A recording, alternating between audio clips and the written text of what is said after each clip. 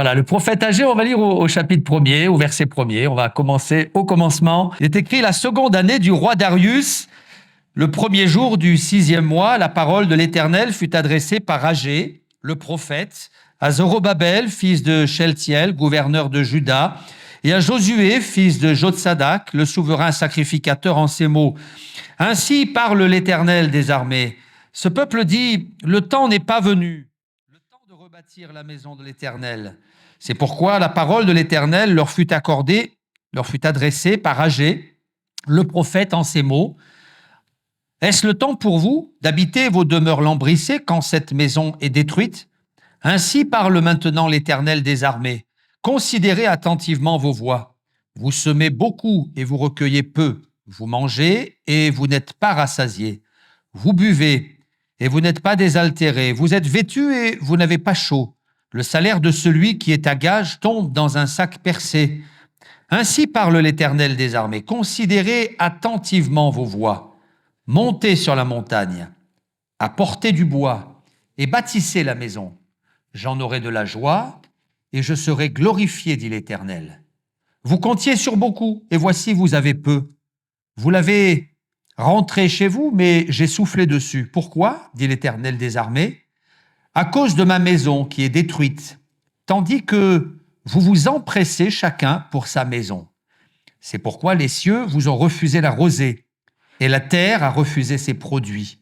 J'ai appelé la sécheresse sur le pays, sur les montagnes, sur le blé, sur le mou, sur l'huile, sur ce que la terre peut rapporter, sur les hommes et sur les bêtes, et sur tout le travail des mains.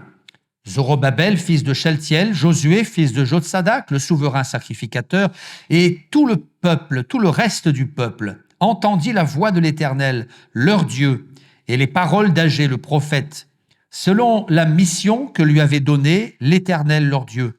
Et le peuple fut saisi de crainte devant l'Éternel. Agé, envoyé de l'Éternel, dit au peuple d'après l'ordre de l'Éternel: je suis avec vous, dit l'Éternel.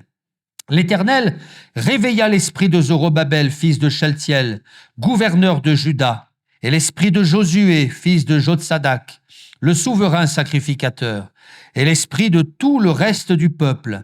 Ils vinrent et ils se mirent à l'œuvre dans la maison de l'Éternel des armées, leur Dieu, le 24e jour du 6e mois, la seconde année du roi Darius. Amen. Alors, selon les commentateurs, ce livre du prophète Agé aurait été écrit en 520 avant Jésus-Christ. C'est une date approximative, mais quand même. Et nous savons que lorsque le prophète Agé a été missionné par le Seigneur, envoyé par Dieu, il est arrivé dans une phase difficile pour le peuple d'Israël. C'était une époque compliquée, parce que 70 ans auparavant, Jérusalem avait été détruite, tous les habitants de Jérusalem avaient été exilés, entre autres à Babylone, et pendant 70 ans, la ville était restée là, en l'état. Les portes étaient consumées par le feu, les murailles étaient en ruine, la ville était délabrée, dévastée. 70 ans plus tard, poussés par le Saint-Esprit, des hommes reviennent dans la ville et ils décident d'entamer un grand chantier, un chantier de rénovation, de restauration, de reconstruction. Il faut rebâtir la ville, il faut reconstruire le temple. L'heure est venue de redonner à cette ville ses lettres de noblesse, sa prestance, sa gloire. L'heure est venue de redonner à Dieu un temple digne de ce nom, de restaurer le sacrifice. Il est temps pour le peuple de Dieu de se rassembler. Il faut qu'on entende à nouveau dans le temple les chants de louange, d'adoration, les prières montées vers Dieu. Il faut qu'à nouveau les Lévites se rassemblent et qu'on offre à l'Éternel les sacrifices qui lui sont dus. Alors on recommence à construire, à bâtir, sauf que quand on a un tel projet, il y a forcément, obligatoirement, des obstacles, de l'opposition. Et l'opposition ne tarde pas. Des hommes farouchement opposés à ce projet décident de saper le moral et la foi des Hébreux, du peuple d'Israël. Et ils y parviennent. Leurs intimidations, leurs attaques, leurs menaces, leurs moqueries parviennent à saper le moral des bâtisseurs et le chantier s'arrête. Et chacun rentre chez lui, dépité, découragé, consterné. Et on se dit à cette époque, en réalité, c'était pas le moment. Le temps n'est pas venu. Le temps n'est pas venu. Voilà ce qui se disait à cette époque. Le temps n'est pas venu de rebâtir la maison de l'Éternel. Alors Dieu va envoyer un homme qui s'appelle Agé. Et Agé, ça signifie la fête. Comme pour dire, la fête n'est pas finie. La fête n'est pas terminée. Et Agé se présente au peuple et il leur adresse un message d'encouragement. Et le verset phare de ma prédication, c'est le verset 8, où il est écrit « Considérez attentivement vos voies, montez sur la montagne, apportez du bois, bâtissez la maison, et j'en aurai de la joie. » Et dans ce court verset,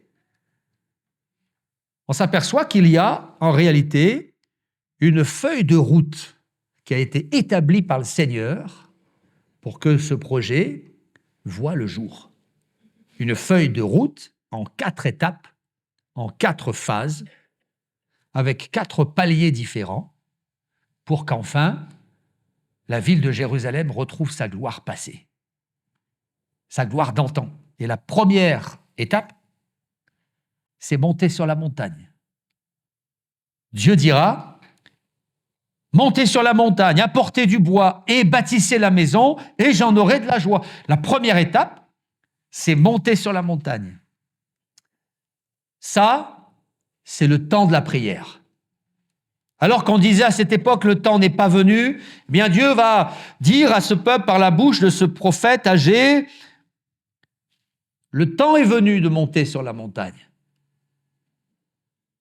Monter sur la montagne, qu'est-ce que ça veut dire? Quand on réfléchit à cette expression, on s'aperçoit qu'il y a dans la Bible de nombreux textes où des hommes sont montés sur la montagne. Il y en a un, le plus connu de tous, c'est Jésus. Et souvent, Jésus est monté sur la montagne. Pourquoi? Pourquoi faire? Pour faire la sieste, pour contempler l'horizon, pour flâner? Non, non, non. Il est monté sur la montagne pour prier.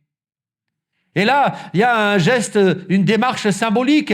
Monter sur la montagne, c'est monter toujours plus haut pour se rapprocher du ciel, pour se rapprocher de Dieu. Et monter sur la montagne, c'est la prière. Monter sur la montagne, voilà ce que dit Dieu. Monter sur la montagne avant d'apporter du bois, avant de bâtir la maison. Monter sur la montagne, c'est la première phase, c'est la première étape. Monter sur la montagne, c'est le temps de la prière. Alors qu'on disait à cette époque, le temps n'est pas venu, eh bien Dieu est en train de dire par la bouche d'Agé, le temps de la prière est arrivé, le temps de monter sur la montagne, de chercher Dieu, comme l'ont fait de nombreux hommes de Dieu dans la Bible. J'ai cité Jésus et je voudrais le citer encore, où ce texte où Jésus est monté sur la montagne, dans Luc chapitre 6, il est écrit en ce temps-là, Jésus se rendit sur la montagne pour prier. Il passa toute la nuit à prier Dieu, et quand le jour parut, il appela ses disciples et il en choisit 12. Vous avez remarqué que ce jour-là, il a fallu que Jésus choisisse les 12 hommes qui allaient devenir les piliers de l'Église, les bâtisseurs de l'Église, ces 12 hommes qui allaient devoir enclencher cette nouvelle ère, l'ère de l'Église, et il ne fallait pas se tromper. Alors, avant de choisir ces 12, et je préciserai qu'il ne s'est pas trompé, même en choisissant Judas, il ne s'est pas trompé, parce que le Seigneur ne se trompe jamais, mais avant de choisir les 12, il a prié, il est monté sur la montagne. Pendant toute la nuit. Nous pouvons dire, fort de ce texte, que le temps de la prière, le temps que nous passons sur la montagne, est un temps important parce qu'il nous révèle la volonté de Dieu. Quand on monte sur la montagne, Dieu nous parle. pas par une voix audible, mais une voix intérieure, une pensée du cœur qui monte et qui s'impose à notre esprit. Dieu nous parle. Là, la prière, le temps passé sur la montagne, c'est le temps où Dieu nous révèle sa volonté. Dieu, le Père, a révélé au Fils les 12 noms qu'il fallait choisir et nommer comme apôtres. Monter sur la montagne, c'est ça, c'est la prière. Ça nous révèle la volonté de Dieu. Et puis la prière aussi va stimuler notre foi. Quand on prie, notre foi augmente. Quand on prie, notre foi décuple. C'est pourquoi c'est important de monter sur la montagne. Chaque matin, chaque soir, le jour ou la nuit, peu importe, il faut monter sur la montagne. Le temps était venu pour le peuple de monter sur la montagne, pour chercher la face de Dieu, le conseil de Dieu, pour recevoir le projet de Dieu, la direction de Dieu, savoir que faire. Doit-on reprendre la truelle, la pelle et la pioche, ou bien doit-on continuer de tapisser nos murs de beau lambris, d'entretenir nos maisons personnelles? Que doit-on faire, Seigneur? Eh bien, Dieu dit, montez sur la montagne et je vais vous parler et vous allez comprendre et vous allez voir. Le temps de la prière, c'est un temps qui nous révèle la volonté de Dieu. C'est un moment pendant lequel Dieu va stimuler notre foi et nous montrer qu'il ne faut plus reculer devant les menaces de l'ennemi, devant les moqueries de l'adversaire, devant ses stratagèmes, ses intimidations. Le temps de la prière va nous donner une sorte de fougue intérieure, de fougue spirituelle qui va nous permettre de faire reculer l'adversité. Le temps de la prière, c'est un instant où Dieu se révèle sa volonté, où il vient stimuler notre foi. Et puis le temps de la prière, c'est aussi un temps pendant lequel Dieu va fédérer le peuple de Dieu. Montez sur la montagne et vous allez voir. Et effectivement, on voit que ça a porté du fruit. Parce que quelque temps plus tard, la Bible dit que l'Éternel va réveiller l'esprit de Zorobabel, réveiller l'esprit de Josué, le souverain sacrificateur, réveiller l'esprit de tout le peuple. Dieu va, en quelque sorte, insuffler au peuple de Dieu une même pensée. Il va les stimuler, il va les unir, il va les fédérer pour qu'ils puissent reprendre le travail. Et c'est ce qui va se passer. Et on connaît la fin de l'histoire, les murailles vont être érigées jusqu'à la dernière pierre. Envers et contre tout, et malgré les moqueries, les intimidations, les attaques nombreuses qui sont décrites dans Esdras, Néhémie et d'autres passages. Parce qu'ils vont être unis dans ce projet. Monter sur la montagne, c'est le temps de la prière. La prière qui nous révèle la volonté de Dieu, qui stimule notre foi. La prière qui fédère aussi le peuple de Dieu. Monter sur la montagne. Puis la deuxième phase, le deuxième palier, apporter du bois. Monter sur la montagne et apporter du bois. Parce que pour bâtir la maison de Dieu, il fallait du bois. Et si, dans la première expression, monter sur la montagne, j'y vois le principe de la prière, le temps de la prière, dans cette deuxième expression, apporter du bois, je vois un deuxième principe, c'est le principe de la générosité. Et j'ai rajouté la générosité clairvoyante.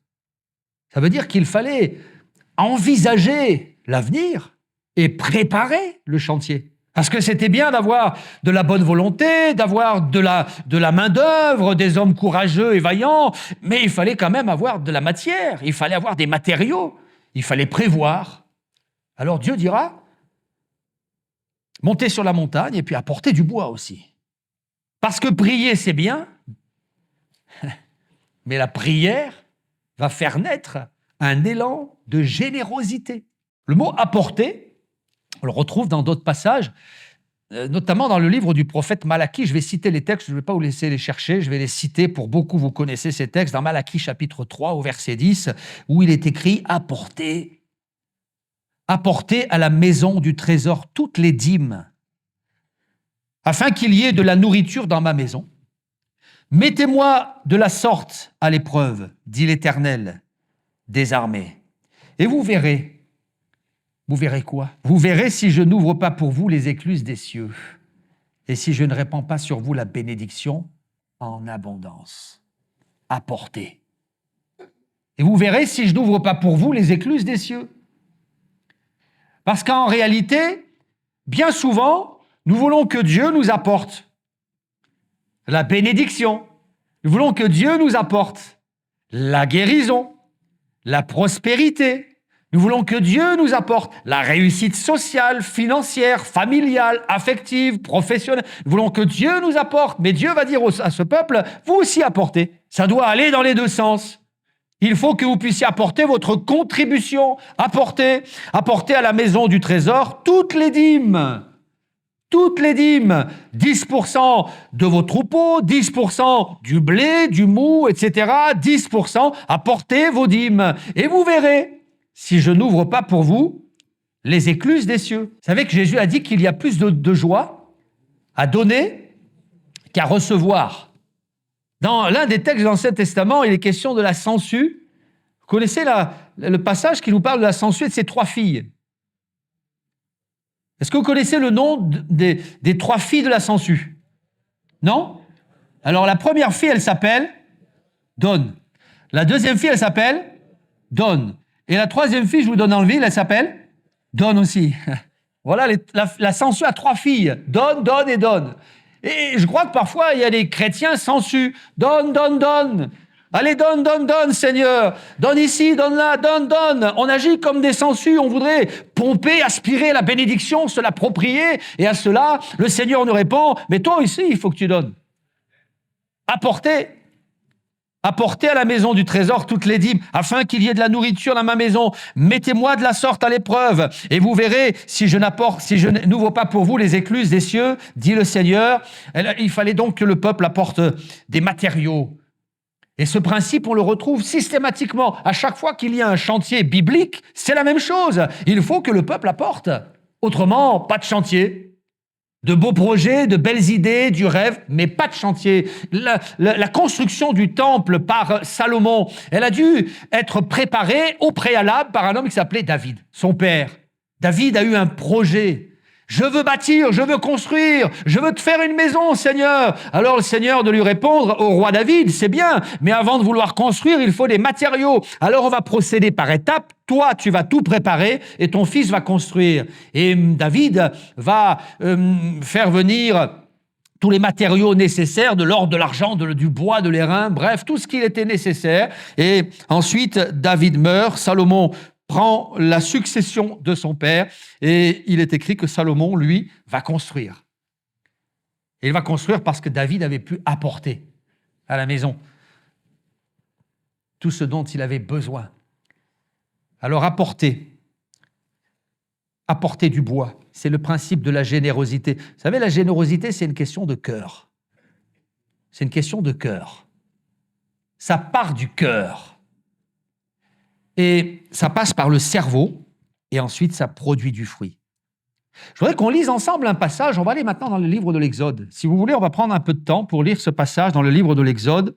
Au chapitre 35, au verset 4, je lis « Moïse parla à toute l'assemblée des enfants d'Israël et dit « Voici ce que l'Éternel a ordonné. Prenez sur ce qui vous appartient une offrande pour l'Éternel. Tout homme dont le cœur est bien disposé apportera en offrande à l'Éternel de l'or, de l'argent, de l'airain, des étoffes teintes en bleu, en pourpre, en cramoisi, du fin lin, du poil de chèvre, des peaux de bélier teintes en rouge, des peaux de dauphin, du bois d'acacia, de l'huile pour le chandelier, des aromates pour l'huile d'onction et pour le parfum odoriférant, des pierres d'onyx et d'autres pierres pour la garniture de l'éphod et du pectoral, que tous ceux d'entre vous qui ont de l'habileté viennent et exécutent tout ce que l'Éternel a ordonné. Et le verset 21, on fait un saut au verset 21, tous ceux qui furent entraînés par le cœur et animés de bonne volonté vinrent et apportèrent une offrande à l'Éternel pour l'œuvre de la tente d'assignation,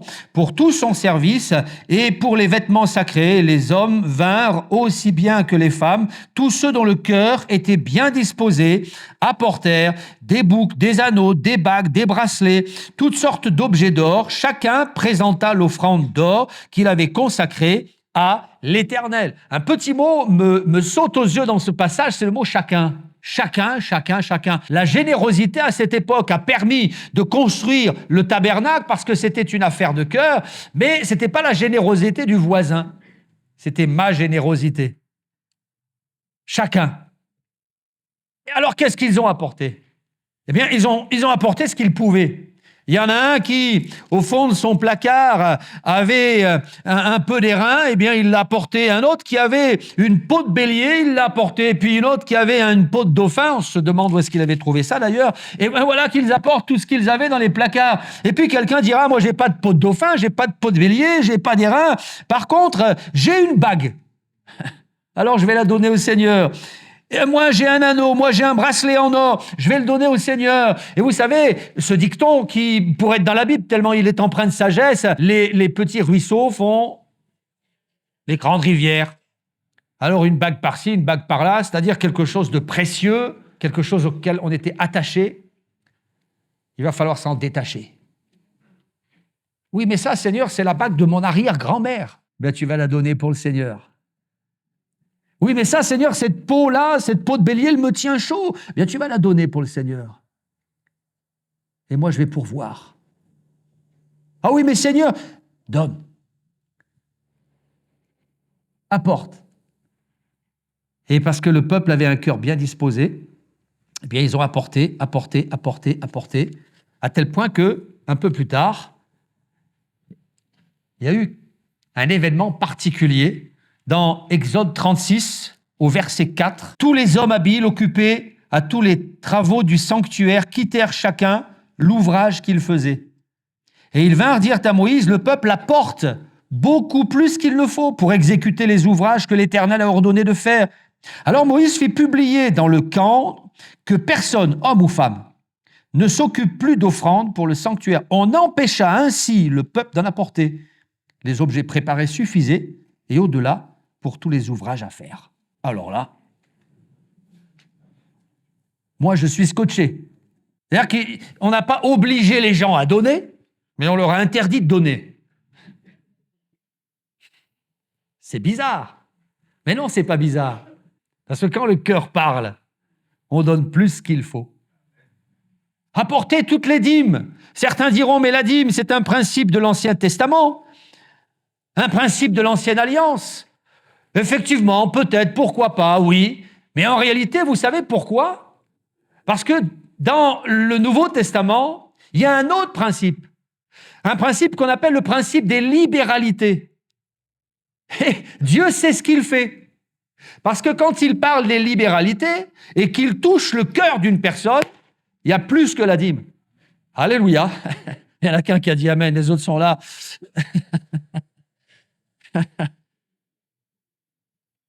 Apportez, dira le Seigneur. Et le cœur de ces hommes, ces femmes, ces jeunes, ces vieillards a été touché. Et ils ont donné plus qu'il ne fallait. Ils ont donné avec générosité. Vous savez, c'est bien de prier. Mais ensuite, il y a l'autre étape, c'est le fait de donner au Seigneur. Souvent, on ne donne pas parce qu'on a peur de manquer. Pourquoi? Il faut faire la démarche de la foi. Et souvent, on hésite parce qu'on a peur de manquer. Et je crois que le peuple de Dieu n'a manqué de rien dans le désert, parce que Dieu pourvoit. Et le peuple a fait cette démarche de foi, monter sur la montagne, apporter du bois. Quand on parle des finances, vous savez, en France, c'est toujours compliqué, on n'ose pas trop parler de ça. On peut parler de tout sauf de ça, c'est un peu tabou. Mais il faut en parler un peu quand même. Et vous savez, j'ai étudié dans la parole de Dieu, j'ai noté que le principe de la générosité financière est là et tous les grands projets ont été accompagnés par des actes de générosité. L'un des plus grands projets, c'était le projet de l'implantation de l'évangile dans le monde. Jésus paraît et il doit prêcher la parole. Sauf que il avait besoin d'être soutenu financièrement. Eh oui. Et dans l'évangile de Luc, au chapitre 8, il est écrit, ensuite Jésus allait de ville en ville, de village en village, prêchant, annonçant la bonne nouvelle du royaume de Dieu. Passait sa journée, son temps, ses semaines à prêcher la parole. Il était infatigable, seulement pendant qu'il prêchait, il ne pouvait pas aller travailler au champ, s'occuper des bêtes. Bref, il prêchait. Les 12 étaient avec lui et il est écrit « Et quelques femmes qui avaient été guéries d'esprits malins ou de maladies, Marie, dite de Magdala, de laquelle étaient sortis 7 démons, et Jeanne, on ne parle pas souvent de Jeanne, Mais ce matin, je vais en parler. Jeanne, femme de Chuza, intendant d'Hérode, Suzanne et plusieurs autres qui l'assistaient de leurs biens. Des femmes généreuses, dont l'une d'entre elles, Marie de Magdala, qui avait été délivrée de 7 démons, et cette femme s'est dit, Dieu m'a béni, je vais soutenir le ministère de Jésus. Et puis Suzanne, et puis Jeanne. Jeanne, la femme de Chuza, intendant d'Hérode. Ces femmes ont eu à cœur de faire quelque chose, et il se trouve qu'elles avaient les moyens. Dieu allait pourvoir en suscitant des femmes qui avaient les moyens, notamment Jeanne. Parce que ce n'était pas n'importe qui, Jeanne, c'était la femme de Chuza. Chuza, c'était l'intendant d'Hérode. Donc Chuza, j'imagine que c'est un homme qui avait une place dans la société. Un homme qui faisait partie de la haute société. Et ce foyer était dans l'abondance. Et parce qu'ils étaient dans l'abondance, eh bien, Jeanne, la femme de Chuza, avait la capacité financière nécessaire pour soutenir le ministère de Jésus. Alors, c'est comme cela que l'Évangile s'est implanté en Judée, dès les commencements. Et puis ensuite, grâce à ces femmes, grâce à Jésus, grâce aux apôtres, grâce à ce travail d'équipe, il y a ceux qui prêchaient, ceux qui finançaient. Eh bien, grâce à eux, la parole de Dieu s'est propagée. Le christianisme s'est étendu. Alors je parlerai de Jésus, on a parlé de David, on a parlé des Hébreux, on peut aussi parler du modèle de l'Église primitive, parce que dans l'Église primitive, il y avait aussi ce principe de générosité. On apportait pour la construction de l'Église primitive, et elle s'est faite grâce à ces généreux donateurs. Oui, des mécènes inspirés, des hommes, des femmes aisés, mais aussi des gens simples, des hommes du peuple. Il est écrit qu'ils donnaient ce qu'ils avaient.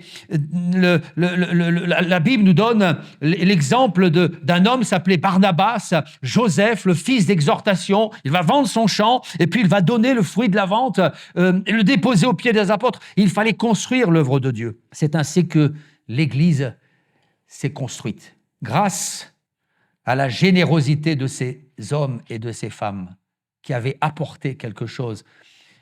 Ça, c'est la deuxième phase. Monter sur la montagne, apporter du bois, et puis bâtissez la maison. Bâtissez, construisez. C'est le temps du travail. D'abord la prière, ensuite la générosité, et puis ensuite le travail. Bâtissez la maison. C'est le principe du travail et du courage. Il fallait bâtir. Vous savez, quand Néhémie a constaté les dégâts de Jérusalem, les portes étaient en ruine, la muraille était détruite. Alors il a prié pendant plusieurs mois. Ensuite, il a rassemblé les anciens et il est écrit « Je leur racontais comment la bonne main de mon Dieu avait été sur moi et quelles paroles le roi m'avait adressées. Alors ils dirent, levons-nous et bâtissons. Et ils se fortifièrent dans cette bonne résolution. Bâtissons. On va y aller. On va construire. On va bâtir. On va bâtir. Quand on lit le livre de Néhémie, on voit des hommes animés de courage, qui n'étaient pas forcément qualifiés pour le travail de maçon. Mais ils y sont allés quand même. Et Dieu a été capable d'ériger une muraille avec des orfèvres. Avec des lévites, avec des chantres. Parce que le Seigneur utilise qui il veut, quand il veut, comme il veut. Ils se sont tous rassemblés pour bâtir. Et puis, dans Néhémie, chapitre 4, le verset 16, il est question aussi d'un combat qu'il a fallu livrer pendant qu'il bâtissait. Parce que bâtir la maison de Dieu implique aussi des combats spirituels. Il est dit dans ce passage, depuis ce jour, la moitié de mes serviteurs travaillaient et l'autre moitié était armée de lances, de boucliers, d'arcs, de cuirasses. Les chefs étaient derrière toute la maison de Juda. Ceux qui bâtissaient la muraille et ceux qui portaient ou chargeaient les fardeaux travaillaient d'une main et tenaient une arme de l'autre. Ça n'a pas dû être facile. Tenir une arme et travailler de l'autre.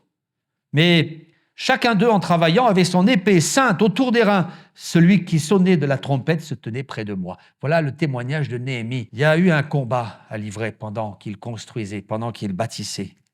Parce que bâtir la maison de Dieu implique des combats spirituels, une opposition spirituelle. Alors il a fallu qu'ils y aillent, qu'ils s'arment de courage et de prière. Et ils y sont arrivés. Ils ont relevé les murailles et ils ont défié l'adversaire. Sambala, Tobidja et ses acolytes ont été défaits, déboutés, montés sur la montagne, apporter du bois, bâtissez la maison. Et puis, j'en aurai de la joie, j'en aurai de la joie. Ça, c'est l'approbation de Dieu.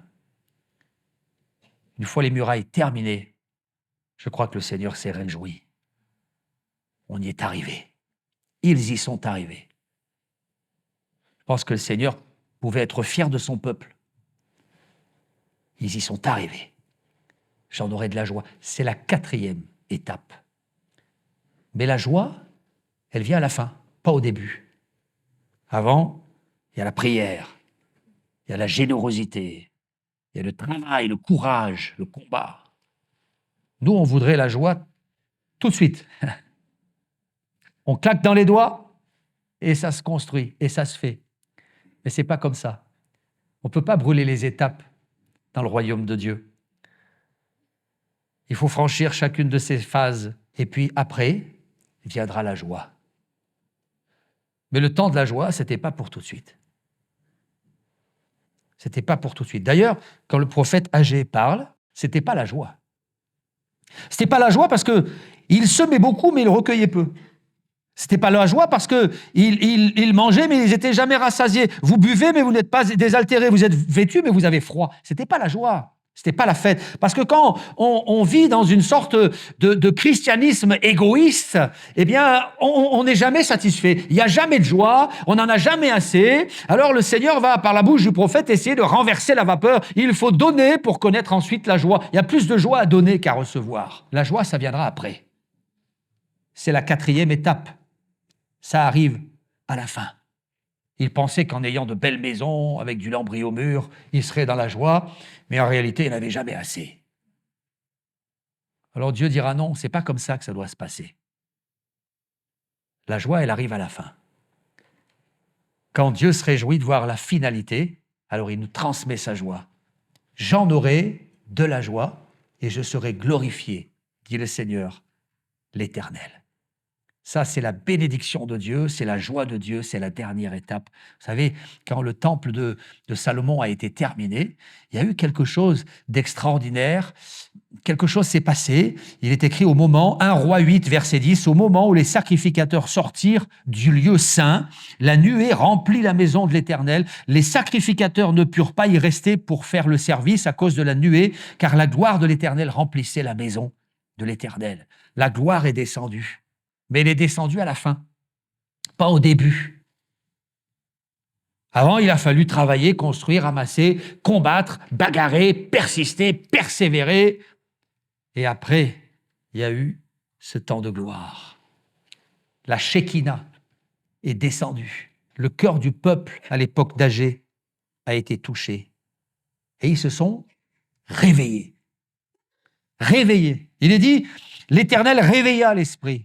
Mais l'esprit de Zorobabel, l'esprit de Josué, l'esprit du peuple et de tous les souverains sacrificateurs, et il réveilla leur esprit et ils recommencèrent à travailler. Ils ont retrouvé courage et ils se sont mis au travail. Alors, oui, tous ensemble. Je note que le travail s'est fait, mais pas par un seul homme. C'est pas que Agé qui a reconstruit, c'est pas que Zorobabel, le gouverneur, c'est pas que Josué, le sacrificateur. C'est tous ensemble. Et je note que, en réalité, c'était un travail collaboratif.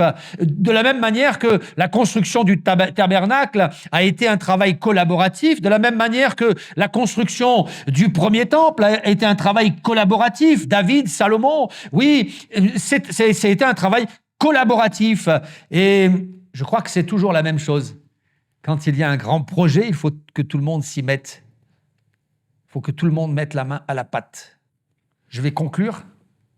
en vous disant que pour que l'œuvre de Dieu s'accomplisse, il y a plusieurs ingrédients qui sont nécessaires. Il y a les moyens humains, il faut une équipe, il faut des Agé, des Zorobabel, fils de Sheltiel, des Josué, il faut une équipe, des moyens humains, il faut des capacités techniques aussi.